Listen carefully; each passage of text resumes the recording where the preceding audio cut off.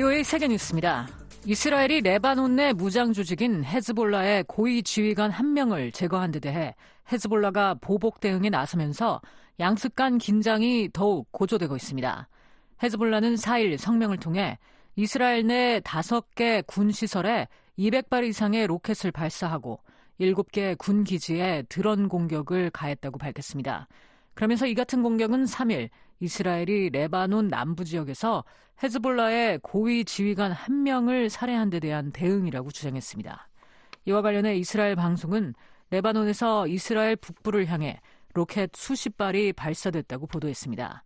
이스라엘 국방부는 이스라엘 북부 여러 지역에서 공습 사이렌이 울렸다고 밝혔습니다. 이번 로켓 공격으로 인한 이스라엘 내 사망자는 현재까지 확인되지 않았다고 로이터 통신은 전했습니다. 이런 가운데 이스라엘군은 레바논에 대한 공습을 통해 헤즈볼라의 고위급 야전 사령관인 모하메드 나세르를 제거했다고 밝혔습니다. 요브 갈란트 이스라엘 국방장관은 3일 성명에서 우리는 헤즈볼라를 매일 매우 강력하게 공격하고 있다면서 필요하다면 레바논에서 필요한 어떤 행동도 취할 수 있는 전면적인 준비태세를 갖출 것이라고 말했습니다.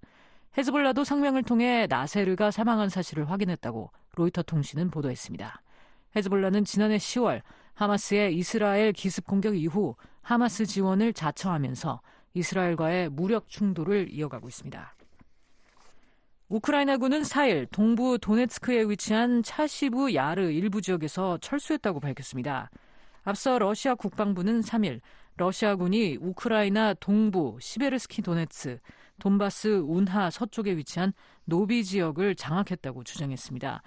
차시브 야르를 완전 장악할 경우 러시아군은 이 지역을 크라마토르스크와 슬로비안스크 등 우크라이나 서부로 진격하기 위한 교두보로 활용할 수 있습니다.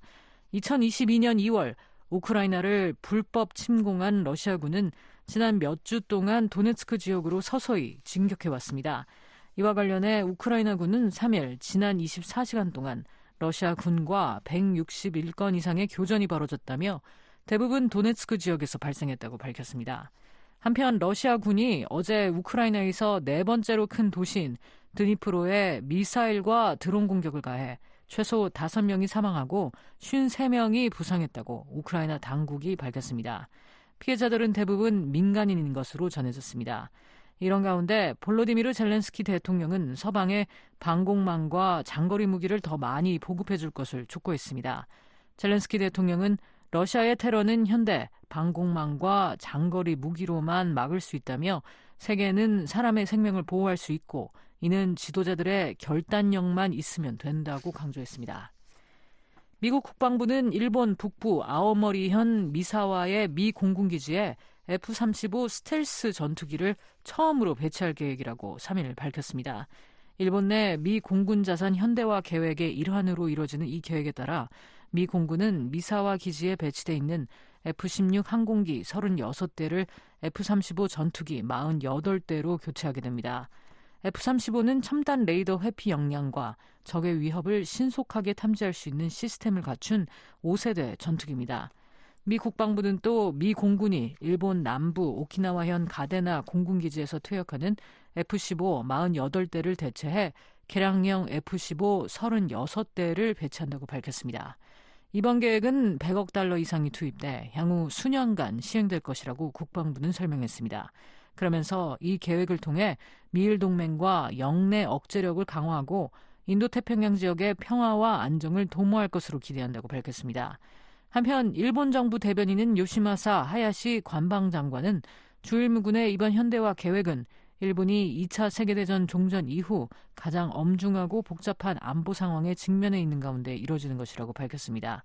하야시 장관은 이 계획이 전투기 성능과 미군 전체의 임무 능력을 강화하는 한편 미일 동맹의 억제력과 대응 능력을 한층 높일 것이라고 말했습니다.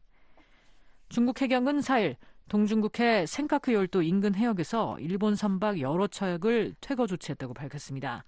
중국 관영 신화통신에 따르면 류더진 중국 해경 대변인은 중국 소셜미디어 위챗에 츠루마루와 젠코마루 등 어선 2척과 순시선 여러 척이 7월 2일부터 4일까지 중국 영해에 불법 침입했다면서 이에 대해 경고하고 퇴거시켰다고 말했습니다. 세계뉴스였습니다.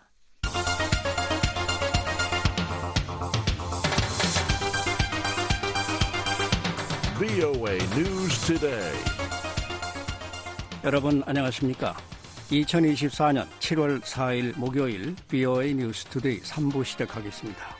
진행의 노시창입니다. 이 시간에 보내드릴 주요 소식입니다. 북한과 중국이 러시아에 제공하고 있는 자원이 유럽에서 침략 전쟁을 부채질하고 있다고 미국 고위 관리가 지적했습니다.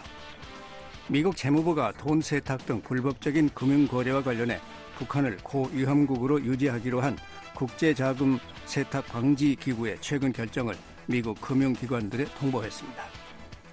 다음 주 워싱턴에서 정상회의를 개최하는 북대서양 조약기구 나토가 북러 간 새 조약 체결 등 양국의 관계 강화에 대한 우려의 입장을 재확인했습니다. 내일 북한 날씨 전 지역 구름 많고 비가 오는 곳이 있겠습니다. 최저기온 11도에서 23도, 최고는 21도에서 34도. 바다의 물결은 동해 앞바다 0.5내기 1m, 서해 앞바다 0.5내기 2.5m로 일겠습니다. 첫 소식입니다. 미국 고위 관리가 북한과 러시아 간의 군사 협력은 유엔 헌장과 제재 위반이라며 중단해야 한다고 강조했습니다. 또 대서양과 인도 태평양 지역 안보는 불가분의 관계라면서 협력을 강화해 나갈 것이라고 밝혔습니다. 안준호 기자가 보도합니다. 더글러스 존스 미국 국무부 유럽 유라시아 담당 부차관보는 3일 북한과 중국이 러시아에 제공하고 있는 지원이 유럽에서 침략 전쟁을 부채질하고 있다고 지적했습니다. 존스 부차관보는 이날 BOA 뉴스센터와의 인터뷰에서 러시아가 북한과 하고 있는 일은 유엔 헌장과 제재 위반이라며 러시아가 우크라이나에 대한 전쟁을 중단해야 하기 때문에 이런 종류의 지원은 중단돼야 한다고 말했습니다. The support that DPRK is providing, that China is providing, is fueling a war of aggression in Europe. 존스 부차관보는 미국은 한국이 우크라이나에 어떤 구체적인 지원을 하기를 바라느냐는 질문에 우크라이나는 자신을 방어하는 데 필요한 지원을 받으면 용감무쌍하게 싸울 것이라는 것을 증명해 왔다면서 한국은 탄약 측면에서 많은 지원을 제공했다고 말했습니다. 이어 우리는 모든 국가들이 우크라이나를 지원하고 우크라이나가 스스로를 방어하는 데 필요한 장비를 제공하도록 촉구하고 있다고 덧붙였습니다. 최근 러시아가 북한과 맺은 포괄적인 전략적 동반자 관계에 관한 조약과 관련해선 인도태평양에서 일어난 일이 대서양 안보에도 영향을 미칠 수 있다는 것을 보여주는 또 다른 예라면서 러시아는 우크라이나에 대한 공격과 침략을 계속할 수 있는 무기를 북한으로부터 찾고 있는 만큼 북러 조약과 북대서양 조약기구 정상회의 연관성이 깊다고 말했습니다. I think this is another example of the ways in which what happens in the Indo-Pacific can impact also transatlantic security. 그러면서 그렇기 때문에 이번 정상회의에 인도태평양 파트너 국가 정상들을 초청해 이런 공통의 안보 도전에 대처하기 위해 서로 배우고 협력할 수 있는 방안에 대해 논의할 것이라고 말했습니다.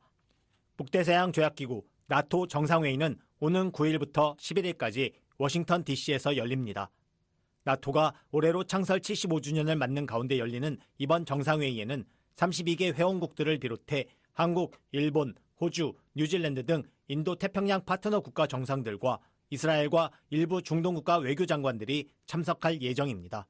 존스 부차관보는 인도태평양 정상들을 초청한 것과 관련해 우리가 점점 더 많은 동맹과 나토의 파트너를 찾는 이유는 나토 동맹들이 직면하고 있는 안보 도전이 종종 우리 파트너들이 전 세계에서 직면하고 있는 도전과 동일한 경우가 많기 때문이라고 말했습니다.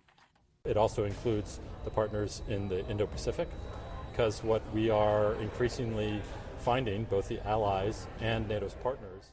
이어 그래서 이런 관계를 맺고 정상회의에 그들을 초청함으로써 우리는 통찰력과 교훈을 교환할 수 있을 뿐 아니라 공통의 위협과 도전에 대처하기 위해 협력할 수 있는 방안들을 찾을 수 있다고 말했습니다. 나토의 인도태평양 전략과 관련해선 이번 정상회의에 나토의 인도태평양 파트너인 일본, 한국, 호주, 뉴질랜드의 정상들이 참석할 예정이라며 이번 정상회의의 주요 회의는 3번뿐이며 그중 하나는 32개 나토 회원국 정상이 인도태평양 파트너 정상들과 만나는 자리라고 설명했습니다. 이어 인도태평양 4개국 정상들이 나토 정상회의에 참석하는 것은 3년 연속이 될 것이라며 이는 나토 동맹들이 인도태평양 파트너들과의 관계를 얼마나 중요하게 여기고 있는지를 잘 보여주는 것이라고 부연했습니다.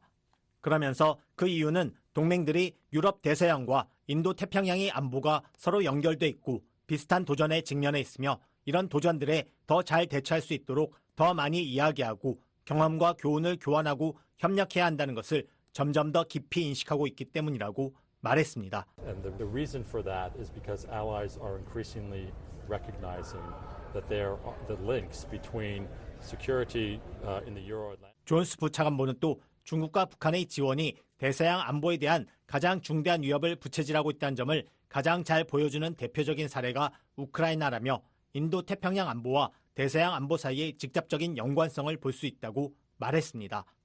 이어 인도 태평양 파트너들의 관점에서 볼 때 그들은 우크라이나에서 일어난 일이 그들의 안보에 직접적인 영향을 미치고 그곳에서 일어날 불길한 일의 전조가 될 수 있다고 말했다고 전했습니다. And also from the perspective of our Indo-Pacific partners, they have said what happens in Ukraine will directly impact their security and may presage. 그러면서 이번 정상회의는 나토 동맹과 인도 태평양 파트너 간의 유대를 강화하는 중요한 정상회의가 될 것이라고 덧붙였습니다.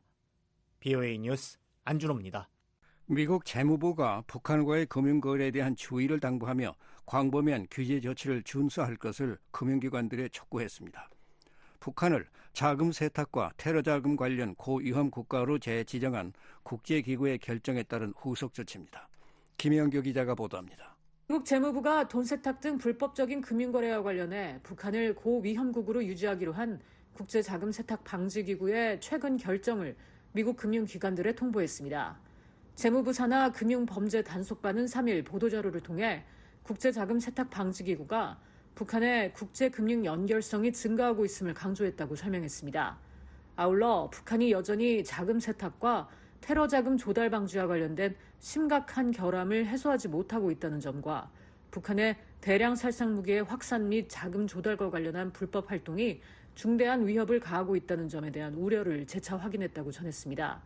이어 국제자금 세탁 방지기구는 국제금융 시스템을 보호하기 위해 모든 관할권의 이러한 위험에 대한 경계를 늦추지 말고 북한에 대한 대책을 다시 시행하고 집행할 것을 지속적으로 촉구한다고 덧붙였습니다. 금융범죄단속반은 북한과 이란, 미얀마는 여전히 국제자금세탁방지기구의 대응 조치 대상인 고위험 관할권 목록에 그대로 남아있다면서 특히 금융기관들이 북한 혹은 이란 금융기관을 위해 직간접적으로 계좌를 개설하거나 유지하는 것을 제한하고 금지한 미국의 광범위한 규제 조치를 준수해야 한다고 강조했습니다. 재무부는 이미 현행 미국 제재와 금융범죄 단속반의 규정이 이들 나라 계좌의 개설과 유지 등을 금지하고 있다고 덧붙였습니다. 앞서 국제자금세탁방지기구는 지난달 26일부터 28일까지 사흘간 싱가포르에서 열린 총회를 마치고 발표한 성명에서 돈 세탁과 테러 자금 조달 방지 노력과 관련한 위험 등급에서 최고 수준인 대응 조치를 요하는 고위험 국가로 지정돼 있는 북한과 이란, 미얀마의 지위를 그대로 유지한다고 밝혔습니다. 경제협력개발기구 산하기구로 자금 세탁 방지와 테러 및 대량 살상무기 확산 자금 조달 척결을 목표로 창설된 국제자금 세탁 방지기구는 지난 2011년 주의 조치국이던 북한을 고위험 국가로 상향 조정한 뒤 이 조치를 계속 유지하고 있습니다. 특히 대량 살상무기 확산과 자금 조달 관련 북한의 불법 활동으로 인한 위협에 대해 여러 차례 우려를 표명하고 회원국가 관련 기구들의 금융기관들이 대북 거래에 특별한 관심을 기울이도록 주의를 당부할 것을 권고해왔으며 각 회원국이 유엔 안보리 결의에 따른 특정 금융제재를 적용할 것을 촉구해왔습니다. 백악관 국가안보회의 북한 담당 국장을 지낸 앤서니 루지에로 민주주의 수호재단 선임국장은 지난 2월 BOA와의 전화통화에서 미국 정부가 북한인과 북한 기업만 제재하지 말고 중국과 러시아의 조력자들을 제재해야 한다고 말했습니다. North Koreans, North Korean companies, North Korean individuals, and others. And when it doesn't, 루지에로 국장은 북한 개인과 북한 기업만 겨냥하는 최소한의 제재만 가하고 북한을 돕는 중국과 러시아의 은행과 기업, 개인, 제재 회피에 초점을 맞추지 않으면 북한이 계속 이용할 수 있는 허점이 생기게 된다고 말했습니다. 북한은 국제자금 세탁 방지기구의 자금 세탁 관련 고위험국 지적에 강하게 반발해왔습니다. 북한은 지난 2022년 6월 독일에서 열린 국제자금 세탁 방지기구 연례회의에서 고위험국으로 재지정되자 북한 자금 세탁 및 테러 자금 지원 방지를 위한 국가조정위원회 리정철 실장 명의의 담화를 통해 이것은 기구가 우리 국가의 이미지에 먹칠하고 정상적 발전 권리를 침탈하려는 미국의 대조선 적대시 정책에 노골적으로 편승한 부당한 처사라고 주장했습니다. BOA 뉴스 김현규입니다. 북한이 이스라엘에 대한 하마스의 공격을 물질적으로 지원했다는 점을 법정에서 증명할 것이라고 미국 최대 유대인 단체이자 법률회사 사무소인 반명예훼손연맹 ADL의 조나선 그린플랫 최고 경영자 CEO가 밝혔습니다. 지난해 10월 7일 팔레스타인 무장정파 하마스의 기습 공격으로 피해를 본 미국인들이 북한과 이란, 시리아를 상대로 제기한 소송의 대리인인 ADL의 그린블렛 CEO는 3일 BOA와 인터뷰에서 이같이 말했습니다. 그린블렛 CEO는 대북 소송의 어려움을 잘 알고 있다며 이번 소송을 통해 이들 국가가 어떤 역할을 했는지 증명하고 이에 대한 책임을 묻는 것이 중요하다고 강조했습니다. 그린블렛 CEO를 이재훈 기자가 인터뷰했습니다. ADL의 소장에 따르면 북한의 경우 수십 년 동안 이스라엘 내 테러 공격과 연계된 팔레스타인의 무장정파를 지원해왔다고 지적했는데요. 그러면서 북한은 하마스와 헤즈볼라 등 이란의 대리단체를 지원하고 10월 7일 공격에서 물질과 재원을 제공했다고 밝혔습니다. 좀 더 구체적으로 설명해 주시겠습니까? We have known for years about the relationship between North Korea and Palestinian terror groups and militants. 북한과 팔레스타인 테러 단체 및 무장 세력 간 관계가 있다는 것은 수년 동안 알려져 왔습니다. 새로운 것이 아닙니다. 그리고 지난해 10월 7일 이후 그 증거가 밝혀졌습니다. 첫째, 가자 지구에서 이스라엘 방위군을 죽이려고 총을 쏘는 하마스 테러리스트들이 북한산 군수품을 사용하고 있다는 사실이 밝혀졌습니다. 두 번째, 훈련에 대해 알고 있습니다. 훈련은 오랜 기간 동안 계속됐습니다. 세 번째는 기술 지원입니다. 이 또한 문서화되어 있습니다. 그리고 우리는 하마스가 가자 지구의 거리 밑에 터널 시스템을 건설해 인질을 붙잡아 두거나 무기를 저장하고 작전을 수행할 수 있도록 북한 기술자들과 정부가 지원했다는 사실을 공개 법정에서 증명할 것입니다. 다시 말하지만 우리는 증거를 가지고 있으며 그중 일부는 공개적으로 알려진 것이고 일부는 처음으로 밝혀질 것입니다. 하마스가 이스라엘 공격에 북한 무기를 사용한 것과 관련해 백악관 국가안보회의 관계자는 VOA에 북한 무기가 과거는 물론 최근에도 하마스에 의해 사용됐다는 공개적인 일련의 증거를 인지하고 있다면서도 북한과 하마스 간 군사협력의 징후는 보지 못했다고 밝혔습니다. 북한이 하마스에 무기를 직접 제공했다는 증거가 없는 상황인 건데요. And again, I don't know how this person in the government who you spoke to would define a relationship or collaboration. 해당 관계자가 관계나 협력을 어떻게 정의할지 모르겠지만 다시 말하지만 우리는 이를 기술 원조, 훈련 및 지원, 군수품, 가자 지구에서 발견된 북한 무기로 정의할 것입니다. 우리는 상당한 확신이 있습니다. 대중도 납득할 것이고 가장 중요한 것은 판사도 납득할 것으로 생각합니다. 그렇게 되면 이 끔찍한 폭력 행위에서 이들 국가가 어떤 역할을 했는지 기록에 남게 될 것입니다. 과거 승소한 유사 사례가 있나요? So to answer your question, yes. There are firms and organizations that have secured judgments. 그렇습니다. 이란, 리비아, 수단 등의 국가를 상대로 한 다수의 이전 사건에서 판결을 받거나 합의한 회사와 단체가 있습니다. 실제로 ADL이 이번 소송을 제기하기 위해 협력하고 있는 법률사무소는 유사한 소송에서 180억 달러 이상의 성공적인 판결을 받은 바 있습니다. 따라서 이번 소송에서 원고들을 대신해 판결을 받을 수 있을 것으로 저는 매우 낙관합니다. 원고들에게 금전적 보상도 받게 할 수 있겠지만 그보다 더 중요한 것은 반유대주의와 증오를 저지르는 데 있어 이들 국가가 어떤 역할을 했는지 의심의 여지 없이 결정적으로 입증할 수 있다는 점입니다. 북한과 같은 국가를 상대로 소송을 제기할 때 어떤 어려움이 있는지 잘 알고 계실 것 같은데요. 예를 들면 북한에 소장을 보내는 것조차 어려운 상황입니다. 이런 어려움을 어떻게 극복할 계획입니까? It's a really good question. I mean, clearly there are obstacles even to serving papers, right? 북한에 있는 피고인에게 서류를 송달하는 데에도 분명히 장애물이 있습니다. 그런데 우리는 이런 경우의 소송을 전에도 해본 적이 있습니다. 우리는 여기서 할 일을 할 것입니다. 그들이 서류를 송달받았고 소송에 대한 공식 통지를 받았으며 117페이지 분량의 고소장 사본을 받는 등의 절차가 완료됐다고 확신할 수 있을 때까지는 몇 달이 걸릴 것입니다.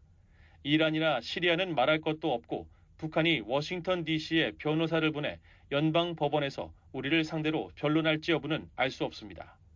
그들이 그러든 말든 그것은 그들의 자유입니다. 우리의 계획은 그들이 우리와 법정에 서든 안 서든 그들이 한 역할을 확실하게 증명하는 것입니다. 그리고 그것은 하루아침에 이루어지지 않을 것입니다. 몇 년이 걸릴 수도 있지만 우리는 그들이 한 일을 증명하고 피해자들이 금전적 보상을 받게 할 것입니다. 원고가 승소하더라도 북한으로부터 보상을 받기는 어려울 것인데요. 그런데도 소송을 제기하는 이유는 무엇인가요? Well, so I think the lawsuit has three key components, or the three key reasons to do it, I should say. 소송을 제기하는 데에는 세 가지 핵심 이유가 있다고 생각합니다. 첫째, 이번 소송은 합리적 의심을 넘어 이들 국가가 어떤 역할을 했는지 증명하고 책임을 물을 것입니다. 이는 정말 중요한 일입니다. 두 번째는 피해자들에게 재정적 보상을 제공할 것입니다. 앞서 언급한 미국 테러 지원국 피해 기금에 접근하면 이들 나라의 자산에서 돈을 빼낼 수 있으며 미국 납세자들은 한 푼도 지불하지 않습니다. 그리고 세 번째는 정의입니다. 우리가 이런 잔악 행위를 저지른 야만인인 하마스를 감옥에 넣거나 수년 동안 하마스를 확장하고 지원하는 것을 승인한 이들 나라 정부의 사람들에게 받은 대로 갚아주겠다는 의미의 정의가 아닙니다. 법원이 공정하고 옳다는 것을 단번에 증명할 때 정의가 있다고 생각합니다. 북한에 억류됐다가 송환된 후 사망한 미국인 대학생 오토 원비어의 사례와 이번 소송에 유사한 부분이 있는데요. 원비어 부모는 미국을 포함한 전 세계에 흩어져 있는 북한 자산을 동결하고 압류하기 위한 소송을 제기하는 방식으로 보상을 받기 위해 노력하고 있습니다. 이런 방식으로 북한의 책임을 물을 계획이 있나요? Well, in all honesty, I'm not familiar with that case, so I need to do a bit of research on what happened and why it happened. 솔직히 그 사건에 대해 잘 알지 못합니다. 그래서 무슨 일이 일어났는지, 왜 그런 일이 일어났는지 조사를 좀 해봐야겠습니다. 이번 사건은 배심원단이 심리하지 않습니다. 판사가 사건을 검토해 판결을 내릴 것입니다. 판사가 유죄 또는 무죄라는 판결을 내리는 것이 아니라 미국 테러 지원국 피해 기금에 비추어 사실을 평가해 판결을 내릴 것으로 예상합니다. 우리는 40억 달러를 요구하고 있지만 피해자들에게 어느 정도 금전적 보상을 제공해야 하는지 여부는 판사가 스스로 결정할 것입니다. 다른 피해자들이 북한을 상대로 추가 소송을 제기할 가능성도 있습니까? So perhaps, I mean, this case is about the Americans who were affected by 10/7. 아마도요.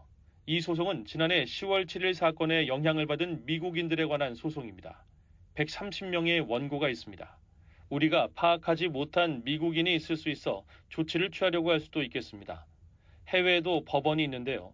이번 공격은 이스라엘과 미국에만 국한된 것이 아니라 수십 개 다른 국적의 사람들도 공격을 받은 사건입니다. 따라서 많은 국가들이 처음에 이런 일이 일어나도록 허용한 국가들에 대해 문제를 제기할 수도 있다고 생각합니다. 이제 소송의 다음 단계는 무엇이며 어떤 절차가 남아있고 최종 판결까지는 얼마나 걸릴 것으로 예상하십니까? As you said before, you can't just correspondence is complicated with Pyongyang. 앞서 언급한 것처럼 북한과의 서신 교환은 복잡합니다. 법원에 소송을 제기하는 것은 쉽지만 소장 등 서류 전달은 쉽지 않습니다. 몇 달이 걸릴 겁니다. 이후 판사가 배정되고 판결을 받으려면 아마 2년 이상 걸릴 것 같습니다. 그런 다음 판사가 배상금액에 대한 결정을 내릴 것입니다. 따라서 이 과정은 2, 3년 정도 걸릴 수 있다고 생각합니다. 지금이 2024년 여름인데 빠르면 2027년 여름까지 이 모든 것이 해결되기를 바랍니다. 미국 유대인 단체 반명예훼손연맹 ADL의 조나선 그린블렛 CEO로부터 하마스의 이스라엘 공격과 관련해 북한과 이란, 시리아를 상대로 제기한 소송에 대해 들어봤습니다. 인터뷰에 이조은 기자였습니다.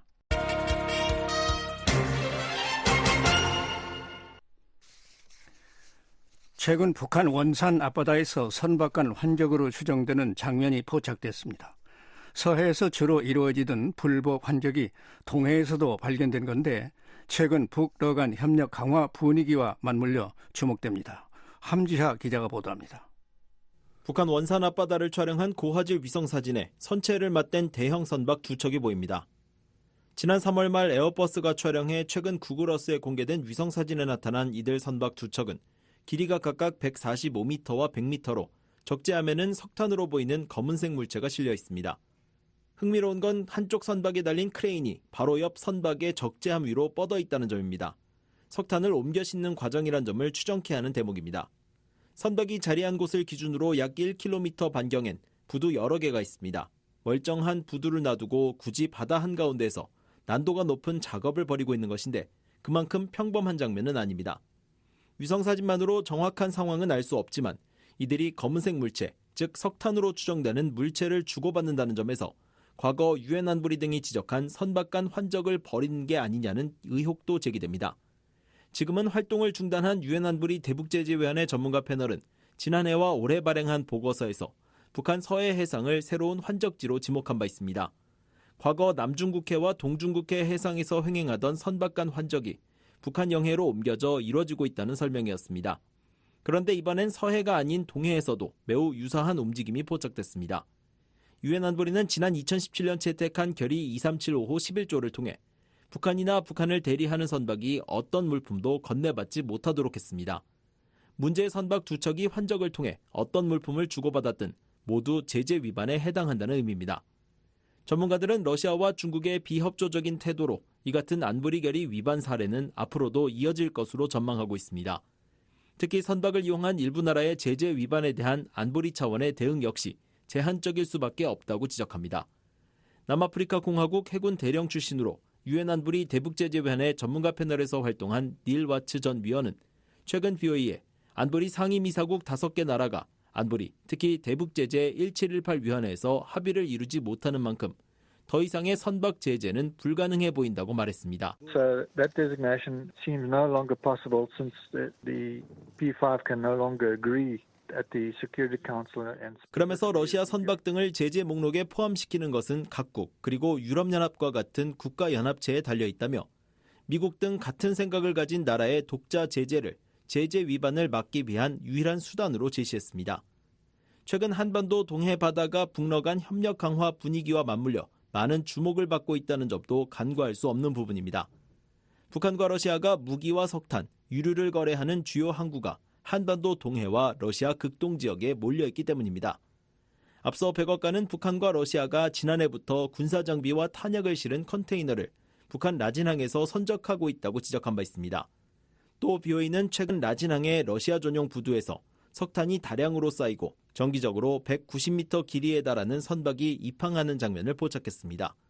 그 밖에 최근 일본 요미우리 신문과 영국 파이낸셜 타임스 등은 북한 유조선이 직접 러시아 항구에 입항해 정제유를 선적했다고 전했습니다.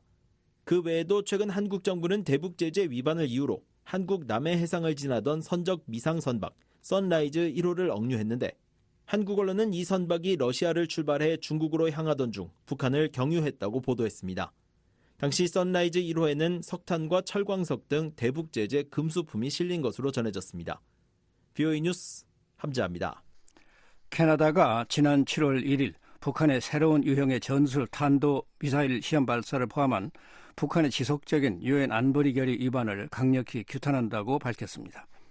주한 캐나다 대사관은 2일 사회 연결망 서비스 X에 최근 북한이 닷새 만에 또다시 탄도미사일 2발을 발사한 것과 관련해 이같이 밝히고 이런 행동은 인도태평양의 안정에 중대한 위협을 가한다고 지적했습니다. 앞서 북한은 지난달 26일에 이어 닷새 만인 지난 1일에도 황해남도 장현 일대에서 동쪽으로 탄도미사일 2발을 발사했습니다.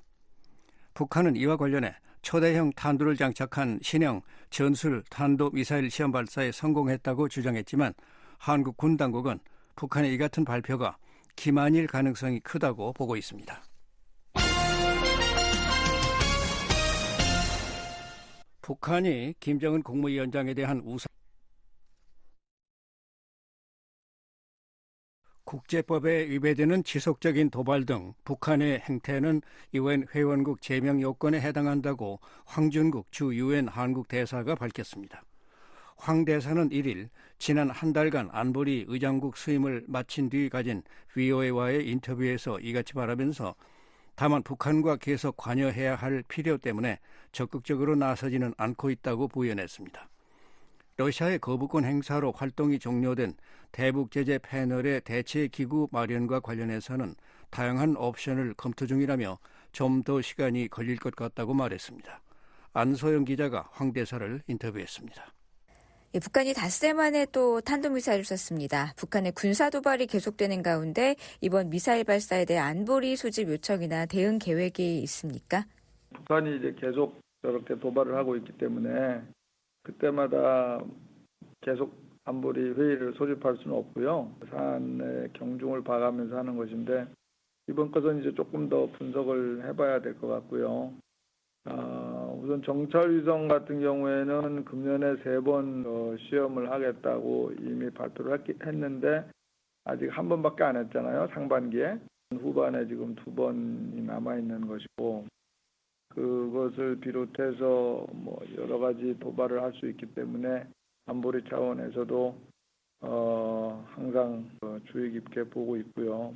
아시다시피 이제 북한 러시아 관계가 상당히 군사적으로 밀착되고 있고 또 북한의 정책과 또 레토릭이 상당히 공격적으로 되고 있기 때문에 저희가 더욱더 긴장을 놓지 않고 있습니다. 한국은 지난달 2014년 이후 10년 만에 안보리 의장국을 수임했습니다. 가장 큰 성과 또 아쉬운 점은 무엇이었나요? 가장 큰 성과라고 한다면은 우리 입장에서는 이제 북한 문제, 한반도 문제에 대해서 종합적으로 집중적으로 다루는 기회가 됐다. 북한 인권 문제에 집중한 그 공식 회의를 작년 8월에 이어서 아시다시피 작년 8월에 미국 의장국하에서 열렸던 회의가 5년 반 만에 열렸던 것이고요. 예. 이제 금년에 우리 의장국하에서 회의를 열어서 저희 의도는 적어도 1년에 한 번 북한 인권 문제에 대한 공식 회의를 열어서 그 모멘텀을 계속 이어나가야 되겠다 이렇게 생각을 하고요.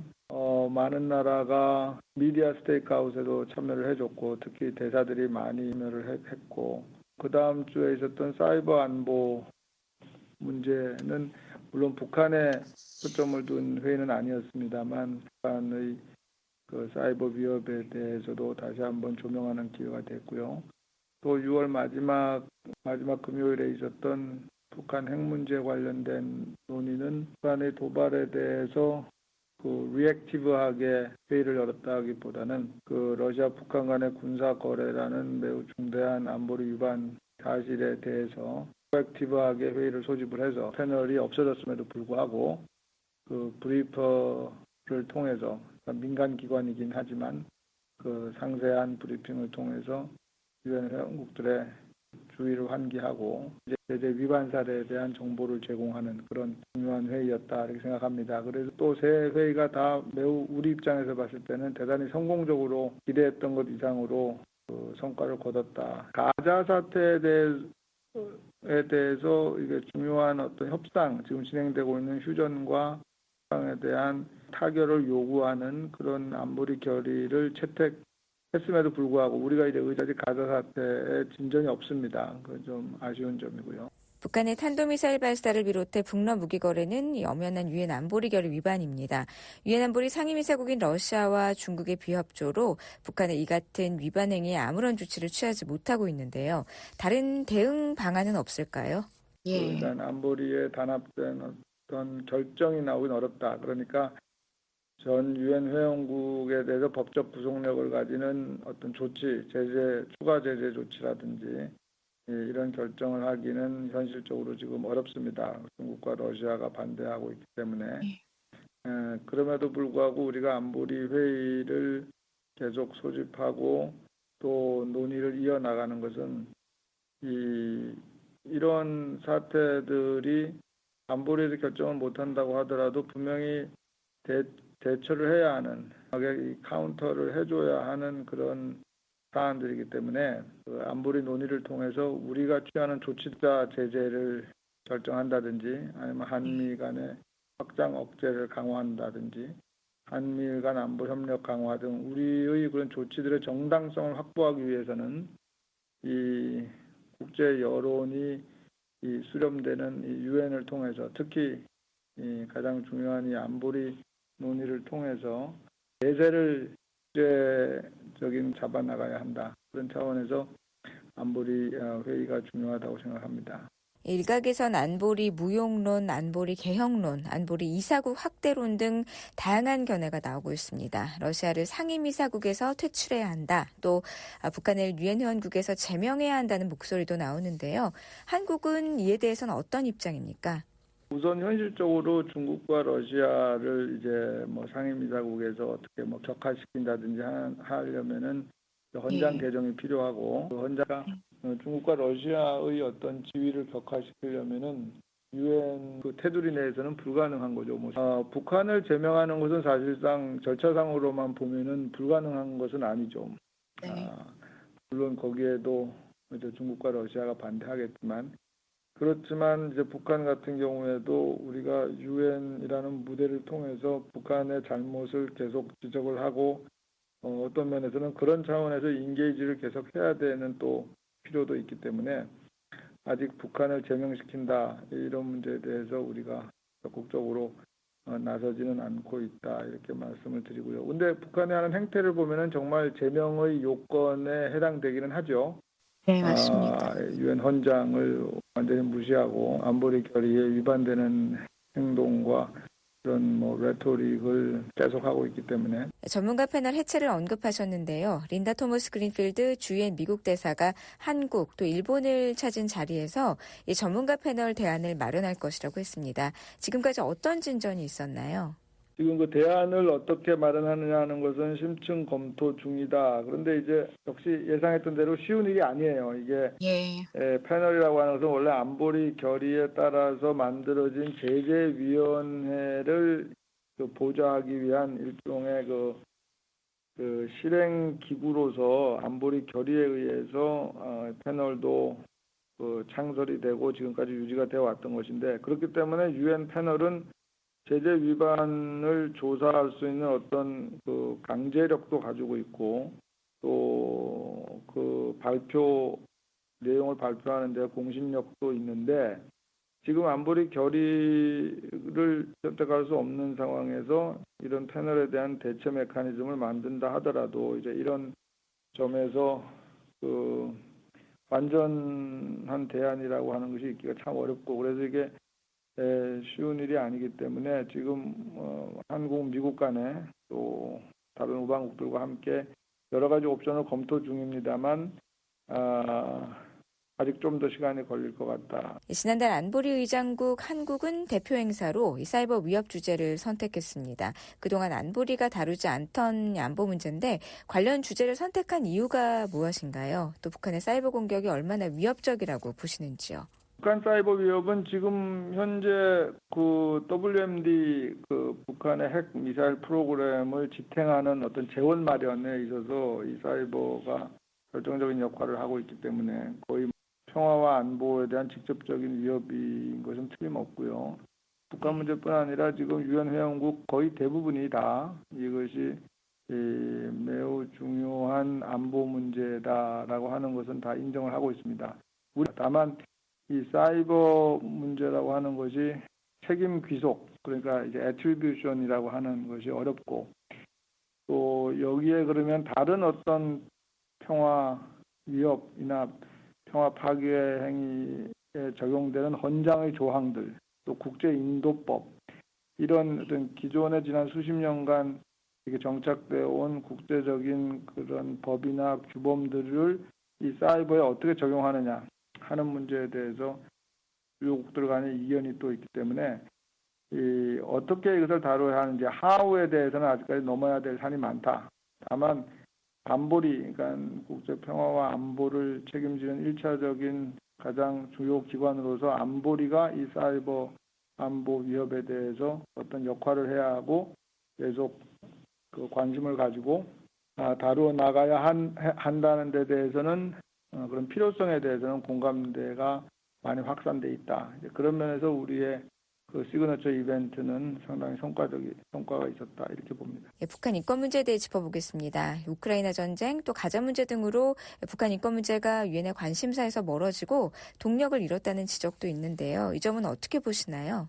북한 인권 문제에 대해서는 저희가 기대했던 것 이상으로 이번에 큰 관심을 불러일으켰습니다. 아까도 말씀드렸지만 그 언론 공동 발표문 할 때 그 10개국 이상이 참여를 했고 이것은 이제 지금까지보다 훨씬 높은 숫자고요. 또 특히 대사들이 직접 다 나와서 참여를 했고 나라들이 반대하는 나라들이 있기 때문에 레졸루션이나 이렇게 결과물을 추구하지는 않았지만 모두가 다 대단히 이제 성공적인 그 회의였다라고 평가를 하는데 그 이유 중에 하나가 절차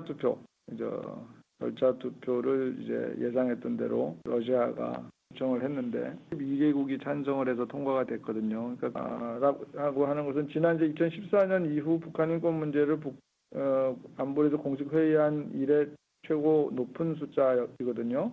제가 이번 그 회의에서 강조했던 것은 인권 유린이 멈춰야 북한 핵 개발도 멈춰진다. 인권 유린과 핵 개발은 그 북한 이게 쌍두마차와 같다. 결국 북한 문제를 해결하는 길은 국제사회의 지속적인 압력, 그것을 통한 점진적이고 장기적인 어떤 변화 모색, 그것이 평화적으로 이제 북한 문제를 해결해 나가는 거의 유일한 방법이기 때문에 이런 북한 인권 문제 안보리 회의가 대단히 중요한 것이다 이렇게 생각하고 있습니다.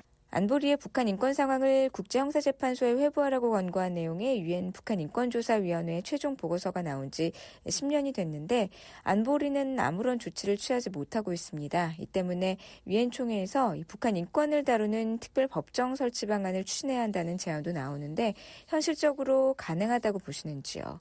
둘 다 지금 현실적으로 가까운 장래에 이런 것이 실현될 수 있는 그런 가능성은 낮습니다. 한국과 러시아가 거부권을 가지고 있고 또 특별재판소 같은 경우에는 그동안에 이제 전례를 보면은 캄보디아 특별재판소 크메르루즈의 그 잔악행위에 대한 캄보디아 특별재판소가 하나의 좋은 예인데 이 경우에는 캄보디아 정부가 직접 요청을 한 것이고 그 캄보디아 정부 요청에 의해서 내가 결의를 통해서 재판소를 설치한 것인데 지금 현 상황은 북한 정부가 그것을 요청할 가능성도 없고 또 총회 결의라고 하는 것이 구속력도 없기 때문에 한마디로 말해서 특별재판소는 그 해당 국가의 동의나 협조가 반드시 지금 있어야 되는 것인데 그것을 기대하기는 어렵다. 다만 이제 우리 입장에서는 우리 법무부가 북한 인권 기록 보존소 활동을 통해서 이제 장래에 그 인권 침해자들을 사법적 책임 규명 차원에서 지금 증거와 자료들을 수집하는 활동을 지속하고 있다. 이렇게 말씀드리겠습니다. 유엔에서 북한 대표부 측과는 어떤 접촉도 없습니까? 마주치기는 하는데요. 네, 솔직히 말씀드리면은 뭐 아무 얘기도 별로 안 합니다. 내년 말까지 안보리 이사국으로 계속 활동하는데 앞으로 어떤 부분에 중점을 둘 계획입니까? 남은 4분의 3도 우리가 이제 중요하게 생각하는 것은 여러 번 뭐 공개적으로 말씀드렸습니다만 물론 이제 한반도 문제에 우리가 많은 신경을 쓰고 있고 또 중동, 아프리카, 뭐 아시아라고 하면 이제 미얀마, 아프가니스탄, 또 중남미 등 이제 이런 주요 그 국제 평화와 안보와 관계되는 지역 이슈에 대해서 모두 골고루 우리가 다 연구를 하고 또 그 안보리 논의에 적극적으로 참여하고 있습니다. 이번에 그 팔레스타인 그 문제가 진행될 때의 우리 한국이 이제 총회와 안보리에서 표결한 그 투표 입장도 많이 보셨겠지만 우리는 상당히 건설적인 역할 또 전향적인 역할을 하기 위해서 노력을 하고 있고 이제 그 점에 대해서 그 아랍 국가들 또 글로벌 사우스들이 상당히 우리 입장에 고무되어 있고요. 그런 면에서 이제 우리가 안보리를 통해서 이런 글로벌 사우스 전반에 대해서 외교 지평을 넓히는 그런 활동을 하고 있다. 그렇게 말씀드릴 수 있겠습니다. 지금까지 황준국 주 유엔 한국 대사와 함께 지난 한 달간 한국의 안보리 의장국 소임의 소회와 앞으로의 활동 계획에 대해 이야기 나눴습니다. 인터뷰에 안소영 기자였습니다. 미국 전문가들은 내주 워싱턴에서 열리는 북대서양 조약기구 정상회의에서 북한과 러시아의 무기 거래도 중요하게 다뤄질 것이라고 말했습니다. 유럽과 아시아의 안보가 더욱 통합되는 가운데 나토 회원국들은 한국 등 아시아 협력국들과 우크라이나 지원 등 실질적인 협의를 할 것으로 내다봤습니다. 조은정 기자가 보도합니다. 스티븐 세스타노비치 전 구소련 공화국 주재 미국 대사는 3일 이번 북대서양조약기구 나토 정상회의 의제의 모든 주제가 한국에 영향을 미친다고 말했습니다. 세스타노비치 전 대사는 이날 VOA에 나토와 그 파트너들은 유럽과 동아시아 안보가 깊이 얽혀 있다고 밝히고 있다며 이같이 말했습니다. 그러면서 정상회의에 참석하는 모든 지도자들이 러시아와 북한의 새로운 거래에 대한 우려를 표명할 것으로 전망했습니다. 게리 세이모어 전 백악관 대량살상 무기 조정관은 2일 VOA와의 전화통화에서 이번 정상회의가 주로 유럽 안보에 초점을 맞출 것이라며 하지만 각국이 러시아와 북한의 관계, 특히 북한이 러시아에 무기와 탄약을 공급하는 문제와 대응책에 대해 논의할 것이라고 확신한다고 말했습니다. Most of the issues will focus on European security and in particular Ukraine's relationship to NATO. 그러면서 푸틴이 우크라이나 침공에 성공한다면 동아시아의 안보에도 영향을 미칠 것이기 때문에 한국, 일본, 호주, 뉴질랜드 등 아시아 태평양 4개국 AP4 국가들의 나토 정상회의 참여는 정치적 상징성 이상의 의미가 있다고 말했습니다. I'm sure they will talk about deliverables, and of course South Korea has been indirectly. 세이모어 전 조정관은 한국이 우크라이나에 간접적으로 군사 지원을 해왔다는 점을 거론하며 이번 회의에서 그 지원을 늘리는 방안에 대한 논의가 있을 수 있다고 말했습니다. 세스타노비치 전 대사도 나토 정상회의에서 군사 원조를 포함한 우크라이나에 대한 한국 지도자들의 강력한 지원 약속보다 더 중요한 결과는 없을 것이라고 말했습니다. 마이클 오헨런 브루킹스 연구소 선임 연구원도 한국은 미국의 탄약 재고를 보충하고 한반도 안보를 지키는 역량을 통해 우크라이나를 간접적으로 돕는 중요한 파트너였다고 말했습니다. 그러면서 북러 협력에 대해서도 유럽 국가들의 중요한 통찰력을 제공할 수 있다고 말했습니다. So I think that it will be more of an issue that comes up in conversation and in broader analysis. As opposed to being 오헨런 연구원은 북러 협력이 그 자체로 심층 분석의 주제라기보다는 대화와 광범위한 분석에서 대두될 것이라며 나토와 관련성이 있는 중요한 주제라고 말했습니다. 또 한국은 북한의 행동에 대해 대부분의 회원국들이 알지 못하는 것들을 알고 있을 수 있다며 그 문제에 대한 유용한 상호작용과 대화가 이루어질 수 있다고 말했습니다. 그러면서 아시아 태평양 협력국들이 나토 회원국들과 중러 협력에 대해서도 의미 있는 논의를 할 수 있을 것으로 내다봤습니다.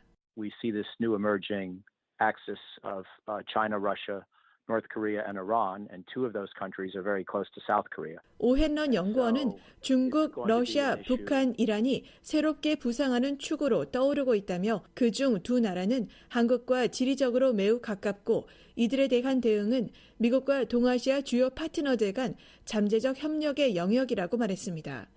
그러면서 중국이 러시아를 도울 수 있다면 러시아도 중국을 도울 수 있다며 러시아의 특정 역량이 향후 동아시아 시나리오와 더 관련될 가능성을 고려해야 한다고 덧붙였습니다. 이어 따라서 나토 정상회의에 아태 4개 협력국들이 모두 참여하는 건 당연한 일이라고 말했습니다.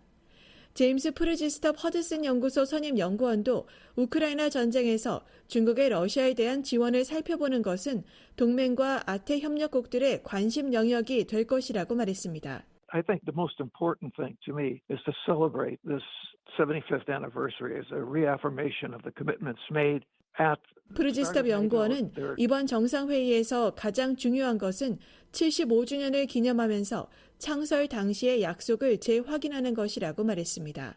그러면서 유럽 대서양의 안보 측면에서 광범위한 동맹 협력과 국제 환경 측면에서 앞으로도 나토의 중요성은 계속될 것이라고 말했습니다.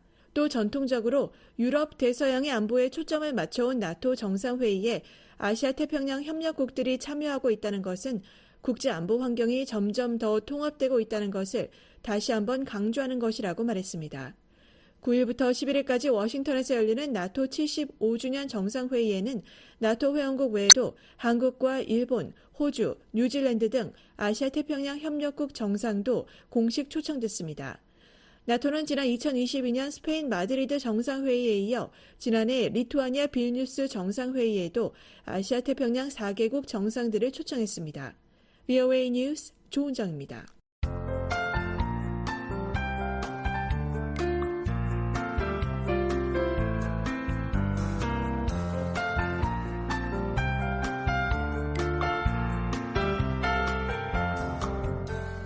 VOA 뉴스 투데이 북한 날씨 알아봅니다. 내일 북한은 전 지역에 구름이 많고 비가 오는 곳이 있겠습니다. 최저 기온은 11도에서 23도, 최고는 21도에서 34도의 분포를 보이겠습니다. 바다의 물결은 동해 앞바다에서 0.5 내지 1m, 서해 앞바다는 0.5 내지 2.5m로 일겠습니다. 이어서 지역별 날씨입니다. 평안 남북도 자강도 지역입니다. 평양은 흐리고 한때 비가 내리고 최저 21도, 최고는 19도. 안주 오전에 구름이 많고 한때 비가 오다 오후에는 흐리겠습니다. 최저 19도, 최고는 27도. 남포 오전에 구름 많고 한때 비 내리고 오후에 흐리겠고 최저 21도, 최고는 27도. 신의주 오전 맑고 오후에 흐립니다. 최고 19도, 최고 28도. 중강 흐리고 가끔 비가 내리고 최저 17, 최고 28. 강계 흐리고 가끔 비, 최저 18, 최고 30도입니다. 광해남북도 경기도 지역, 해주는 오전에 구름 많고 오후에 흐리고 최저 21도, 최고 28도. 개성 오전 구름 많고 한때 비가 내리겠고 오후에는 흐리겠습니다. 최저 21도, 최고 29도. 사리원 오전 구름 많고 오후에는 흐리겠습니다. 최저 21도, 최고 29도입니다. 함경남도 양강도 강원도 지역, 함흥은 오전에 구름 많고 한때 비가 내리다 오후에는 맑겠고 최저 20도, 최고 34도.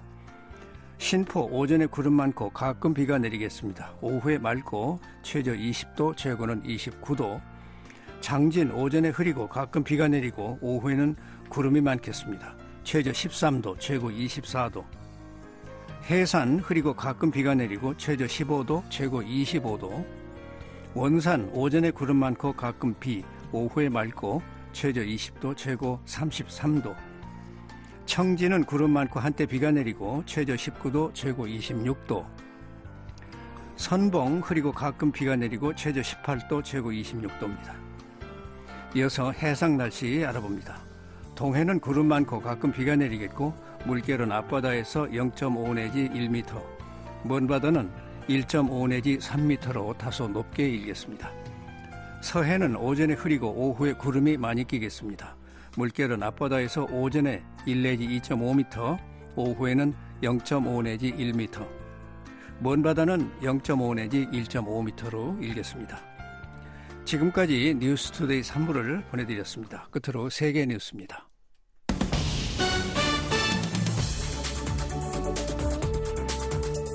VOA 세계 뉴스입니다.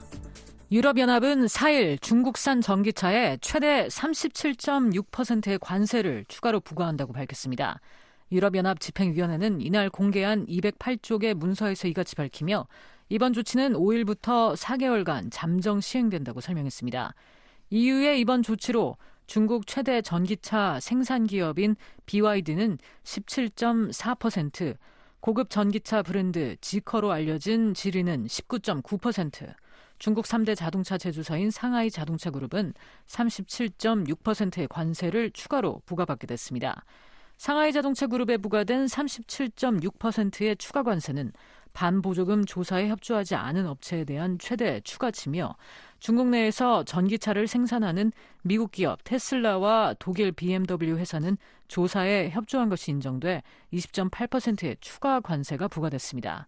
중국은 그동안 수입 자동차에 10%의 기본 관세를 부과받아왔습니다. 유럽연합 집행이사회는 이번 조치 이후 4개월 뒤 향후 5년간 이어질 관세율 확정치를 제한할 예정입니다. 한편 중국 정부는 EU의 이번 조치에 대응해 유럽 국가들의 주요 대중 수출품에 보복 관세를 부과할 것으로 전망됩니다. 조 바이든 미국 대통령이 어제 3일 대선 후보직을 사퇴할 의사가 없다는 점을 거듭 분명히 했습니다. 바이든 대통령은 이날 자신의 선거운동 담당자들과의 전화회의와 민주당 소속 주지사들과의 면담에서 대선 출마 의지를 강하게 밝히면서 아무도 나를 밀어내지 못한다고 말한 것으로 전해졌습니다. 그러면서 나는 끝까지 이 경쟁에 남아 있을 것이고 우리는 승리할 것이라고 말했다고 미 언론들이 보도했습니다. 이날 백악관에서 열린 바이든 대통령과 민주당 소속 주지사들의 면담에는 주지사 10여 명이 직접 참석했고 일부 주지사는 화상으로 참석한 것으로 알려졌습니다. 면담 뒤 캐시 호콜 뉴욕 주지사와 웨스 무어 메릴랜드 주지사, 팀 월즈 미네소타 주지사는 기자들에게 대통령은 항상 우리를 지지해줬다며 우리도 그를 지지할 것이라고 말했습니다. 이에 앞서 바이든 대통령은 지난달 27일 열린 도널드 트럼프 전 대통령과의 대선 후보 TV 토론회에서 말을 더듬고 문장을 끝까지 마무리 짓지 못하는 등 고령에 따른 건강 문제를 드러냈습니다. 토론회 직후 민주당 고액 기부자들과 일부 선거운동 참모들, 민주당 의원들 사이에서 바이든 대통령의 후보직 사퇴를 주장하는 목소리가 제기됐고 뉴욕타임스 등 일부 언론은 사설을 통해 이 같은 주장을 펼쳤습니다. 한편 짐 클라이번 민주당 하원 의원은 바이든 대통령이 물러날 경우 전당대회에 앞서 당의 대선 후보를 결정하기 위한 미니 프라이머리 개최를 지지한다고 말했습니다. 또 서머리 민주당 하원 의원은 카멀라 해리스 부통령이 바이든 대통령의 분명한 대안이라고 주장했습니다. 중국 해경은 4일 동중국해 센카쿠 열도 인근 해역에서 일본 선박 여러 척을 퇴거 조치했다고 밝혔습니다. 중국 관영 신화통신에 따르면 류더진 중국 해경 대변인은 중국 소셜미디어 위챗에 수르마르와 젠코마르 등 어선 2척과 순시선 여러 척이 7월 2일부터 4일까지 중국 영해에 불법 침입했다면서 이에 대해 경고하고 퇴거시켰다고 말했습니다. 류 대변인은 랴오이다오와 그 부속 도서들은 중국 고유의 영토이며 우리는 해당 해역에서의 모든 불법 활동을 즉각 중단할 것을 일본에 촉구한다고 밝혔습니다. 이어 중국 해경은 관할 해역에서 권익을 수호하고 법 집행 활동을 전개할 중국 주권과 안전 해양 권익을 지킬 것이라고 강조했습니다. 이와 관련한 일본 정부 입장은 아직 나오지 않았습니다.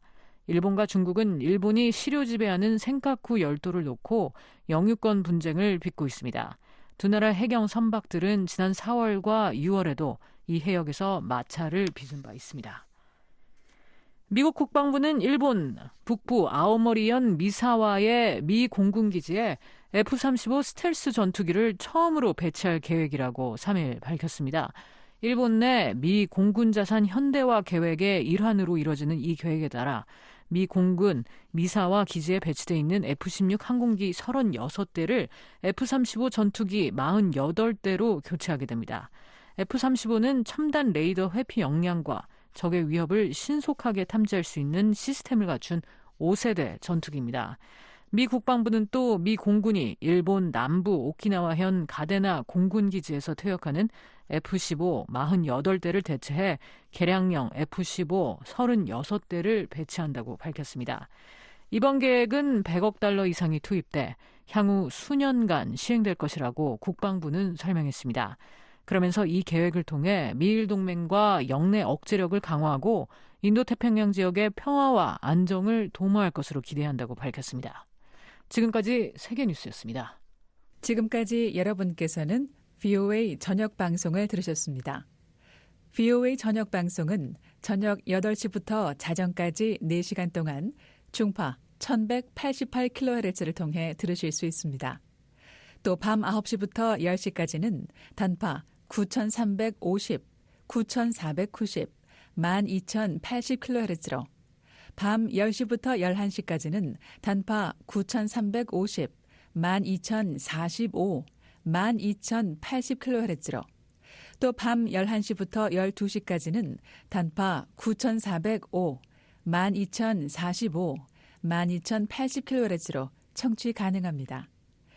매일 새벽 2시부터 3시까지 1시간 동안은 중파 1566kHz로 또 매일 새벽 4시부터 6시까지 2시간 동안은 단파 5875, 7365, 7465kHz로 들으실 수 있습니다.